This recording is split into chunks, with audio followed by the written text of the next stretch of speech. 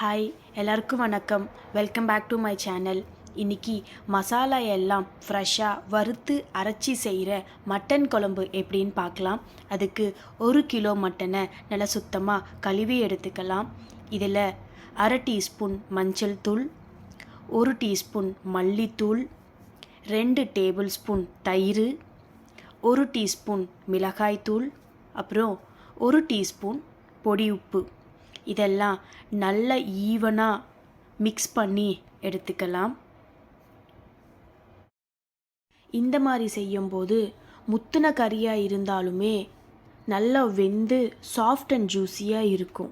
மட்டனை நல்லா மிக்ஸ் பண்ணிவிட்டு ஒரு தட்டு போட்டு மூடி சைடில் வச்சிடலாம். இது ஒரு 1/2 ஹவர்லேருந்து 1 ஹவர் வரைக்கும் ஊறட்டும்.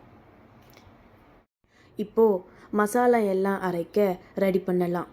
பேன் சூடானதும் 1/2 டேபிள் ஸ்பூன் சீரகம், 1/2 டேபிள் ஸ்பூன் மிளகு, 2 டேபிள் ஸ்பூன் மல்லி, 1/4 டீஸ்பூன் சோம்பு, இது கூட ஒரு துண்டு பட்டை, 5 கிராம்பு, ஒரு ஏலக்காய், இதோட 1 டேபிள் ஸ்பூன் எண்ணெயை சேர்த்து நல்லா வறுத்துக்கலாம். மணம் வர வரைக்கும் வறுத்துட்டு ஸ்டவ்வை அணைச்சிடலாம். கருகிடக்கூடாது, இல்லைன்னா டேஸ்ட் மாறிடும். இது நல்லா வறுத்ததும் ஒரு மிக்ஸி ஜாரில் மாற்றி ஆற விடலாம். இந்த மாதிரி வறுத்து சேர்க்கும்போது டேஸ்ட் இன்னுமே ரிச்சாக இருக்கும்.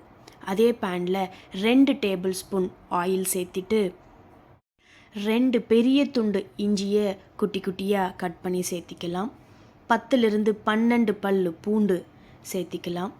இது நல்லா வறுபட்டதும் ஒரு பெரிய சைஸ் ஆனியனை இந்த மாதிரி ரஃப்பாக கட் பண்ணி ஆட் பண்ணிக்கலாம். சின்ன வெங்காயம் சேர்க்கும்போது இன்னும் நல்லா டேஸ்ட்டாக இருக்கும். இதுக்கு ஒரு 20 சின்ன வெங்காயம் போதுமானது. ஆனியன் நல்லா சாஃப்டானதும் 2 பெரிய சைஸ் தக்காளியை ஆட் பண்ணிக்கலாம். கறி குழம்புனாலே ஊரில் அம்மா மசாலா எல்லாம் ஃப்ரெஷ்ஷாக வறுத்து அரைச்சி செய்வாங்க. தக்காளி வேகட்டும். நம்ம மிக்ஸி ஜாரில் எடுத்து வச்சுருக்க மசாலாவை நல்லா கிரைண்ட் பண்ணி எடுத்துக்கலாம். இந்த மாதிரி பருன்னு கிரைண்ட் பண்ணிட்டா நல்லா வரும். தக்காளி இங்கே வெந்து சாஃப்டானதும் இதில் 3 காஞ்ச மிளகாவை சேர்த்திக்கலாம். ஆல்ரெடி நம்ம மேரினேஷன்லேயும் மசாலா அரைச்சதுலேயும் மிளகும் மிளகாய் தூளும் சேர்த்திருக்கோம். அதனால் காரம் பார்த்து சேர்த்திக்கலாம். தக்காளி நல்லா சாஃப்ட் ஆகிடுச்சி. இதை இப்போ நல்லா ஆற விட்டு மிக்ஸி ஜாரில் மாற்றி நல்ல ஒரு ஃபைன் பேஸ்ட்டாக அரைச்சி எடுத்துக்கலாம். இதில் மல்லி, மிளகு, சீரகம், இஞ்சி, பூண்டு எல்லாத்தையும் அரைச்சி சேர்க்குறனால எல்லா ஏஜ் பீப்புளும் இது சாப்பிட்லாம். இப்போது குக்கர் சூடானதும் 3 டேபிள் ஸ்பூன் நல்லெண்ணெய் ஆட் பண்ணிக்கலாம். நல்லெண்ணெய் உடம்புக்கு ரொம்ப நல்லது. இதில் 1/4 டீஸ்பூன் சோம்பு, 2 பச்சை மிளகா, கொஞ்சம் கருவேப்பிலை நல்லா பொரிஞ்சதும் ஒரு சின்ன ஆனியனை பொடியாக கட் பண்ணி சேர்த்திக்கலாம்.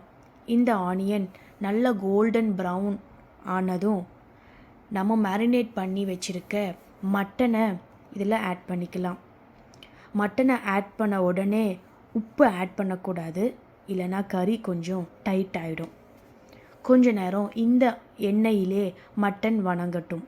எந்த தண்ணியும் ஆட் பண்ண வேண்டாம். மட்டனே தண்ணி விட்டு வெந்து வரும். ஒரு 5 to 7 மினிட்ஸ் தட்டு போட்டு மூடி வச்சுருங்க.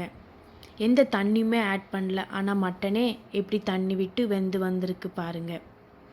இப்போது இதில் நம்ம நல்ல ஃபைன் பேஸ்ட்டாக அரைச்சி வச்சுருக்க மசாலாவை ஆட் பண்ணிக்கலாம். மிக்ஸி ஜாரில் ஒட்டியிருக்க மசாலா எல்லாம் தண்ணி விட்டு கலந்து ஃபுல்லாக ஆட் பண்ணி இப்போது குழம்பு கொதிக்கும்போது தேவையான அளவு உப்பை ஆட் பண்ணிவிட்டு 1 டேபிள் ஸ்பூன் காஷ்மீரி மிளகாய்த்தூள் ஆட் பண்ணலாம். இது கலருக்காக மட்டுமே ஆட் பண்ணுறோம், பெருசாக காரம் இருக்காது. நல்லா கலக்கி விட்டுட்டு குக்கரோட லிட் போட்டு வெயிட் போட்டு ஒரு 10லிருந்து 12 விசில் வரைக்கும் குக் பண்ணலாம். நல்லா குக்காகி சாப்பிடும்போது குழந்தைங்களும் நல்லா விரும்பி சாப்பிடுவாங்க. நான் 12 whistle விட்டிருக்கேன்.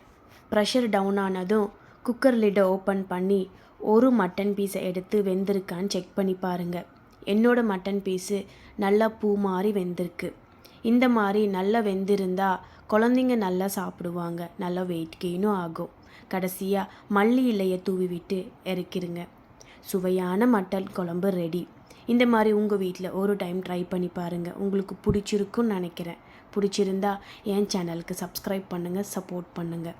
Thank you. Bye bye. Take care.